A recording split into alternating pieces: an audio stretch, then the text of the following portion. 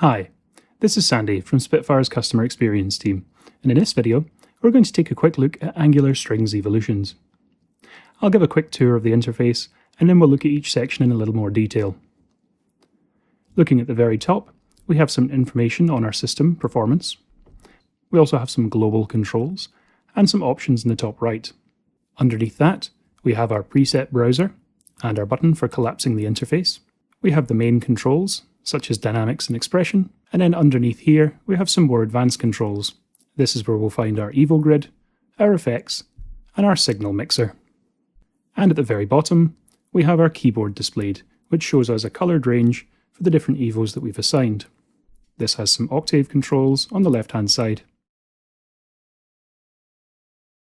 And finally, in the bottom left, we have an information panel, which will display some useful and pertinent information when you hover over anything on the interface. Starting in the top left, we have a little LED that will display whether or not we've loaded. This will be solid green when the instrument is ready to play, and it will be flashing red and green when it's loading. If you play whilst it's loading, you might hear some unusual sounds, so it's best to wait for this to be green. We also have indicators for our CPU, our disk, and our memory, as well as a display of the number of voices that are being used right now. And then to the right of that, we have a refresh button, which will refresh the entire plugin. This can be useful if you've got any hanging MIDI notes, or if you just need to refresh the plugin. On the right hand side at the top, we have controls over our MIDI channel, global tune and pan, master volume, and then we have our MIDI options and our global settings. We'll come back to those at the end. Underneath that, we have our preset browser, which is displaying the default preset, which is Angular Strings Evolutions, a good start. We can navigate back and forth through our presets by clicking on the right and the left arrows here. And we can save any preset that we might have made by clicking on this floppy disk icon, giving it a name and hitting save. If you'd like to browse the list of presets, simply click on the name here. We can scroll up and down this list, favourite any that we particularly like, and listen to previews by clicking on the little play button. And if we hover over this eye icon, we can see some more information about that particular preset.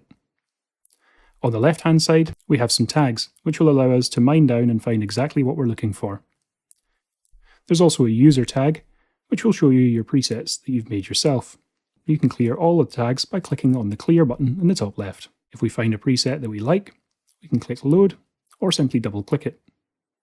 Underneath the preset browser, we have our main controls. These are expression and dynamics. Expression is simply a volume control, and this is assigned to MIDI CC11 by default. And we also have dynamics. In most of our libraries, dynamics will control the different dynamic layers of the audio, but due to the way that evolutions are recorded, the dynamics control is also just a volume control in this case. This is on CC1, or the modulation wheel of your keyboard. To the right of these, we have the knob. We can click in the centre of the knob here to see what's assigned currently, change what's assigned to the knob, and make any adjustments by clicking and dragging. Any of the controls can also be adjusted by hovering over and using the scroll wheel of your mouse or trackpad. You can make assignments to any of these controls by right-clicking, or control-clicking on Windows. You can remove the existing MIDI CC and learn a new one. Underneath these general controls, we have three different views that I mentioned earlier. The first of which, and the default, is the Evo Grid. This is probably the most important page in the evolution libraries. Along the x-axis, we can see our keyboard divided into different pitch ranges. And along the y-axis here on the left, we can see the different categories of evolution. We can scroll up to see more. To assign an evolution, simply click on the circle and you'll see it light up. You'll also notice that the keyboard at the bottom of the screen is changing colour to show us what ranges are in what categories. On the left-hand side, we also have some buttons for randomizing. We can click Feeling Lucky if we want to randomize with any of the available 48 evolutions, but we can also click on one of the categories to randomize within that category. So we have Scary, Tense, and Simple. We can also randomize within the visible evolutions. So for instance, I can see evolutions 30 through 45. So if I click here, they'll be randomized within that range. And the final option, Walk, is probably easier to show than tell, but this will move each evolution up or down by 1. To the right of our Evo Grid, we have 3 controls per evolution, a checkbox to choose whether this evolution will be sent to the effects, an overall volume for this particular evolution, which can be useful for balancing if you've got very different techniques mapped across your keyboard, and a stereo pan. Clicking on this icon in the middle here will change our view from the Evo Grid over to the effects. Here we have controls for our tape saturation, our delay and reverb, which again can be assigned MIDI CCs by simply right-clicking. Underneath each of the three sends, you'll find controls which will affect the timbre of that particular effect. So for instance, warmth for tape saturation, or dampening for the delay effect. The third and final view over here is the signal mixer. Here we can mix between the different signals that we have available to us. There are 6 of these in Angular Strings evolutions. We can see the 4 here, and if we click on these arrows, we can see the remaining 2. You can enable or disable any of these signals by using the toggles underneath the fader, or by simply clicking and dragging the fader. If you drag it all the way to 0, it'll be switched off by default. If you find a balance of signals that you really like, you can save that as a mixer preset by clicking on this button here. You can give it a name and click Save. And then, if you have a different mix and you'd like to load that mix that you've just made, you can click Load Mixer Preset, choose the preset, and click Load. And on the right-hand side here, we have some standard controls for an ADSR envelope and a variation control, which will slightly alter each of the evolutions. If we've got this set up nicely and we don't want it to change, we can click on this padlock to lock the mixer. Clicking it again will unlock it again. Going back to the top right here finally, we have our collapse button, which allows us to collapse to a much simpler interface, or expand again to see the other controls.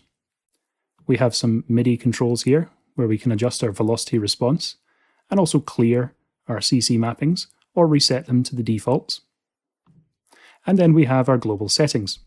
Clicking on this will open a window where we can adjust various settings. Under General Settings, we have the option to copy any changes that we make here over to all of our other Spitfire products, for instance Hans Zimmer Strings or Eric Whittaker Choir. Under Interface, we can find options like resizing, whether or not the window will open in its collapsed or expanded view, as well as choosing whether we want to display gain values in decibels rather than a percentage. This is also where you'll find the option to disable host automation. This can be useful if you've got some sort of conflict in your DAW between MIDI and host automation.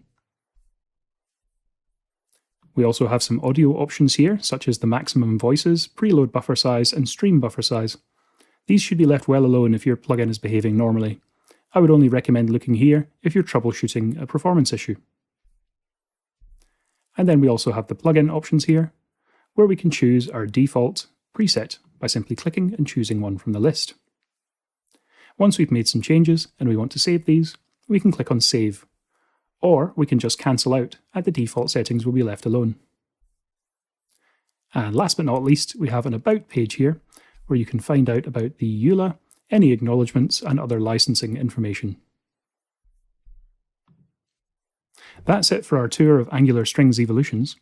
If you've got any questions, don't hesitate to reach out to us at spitfireaudio.com/support. Thank you.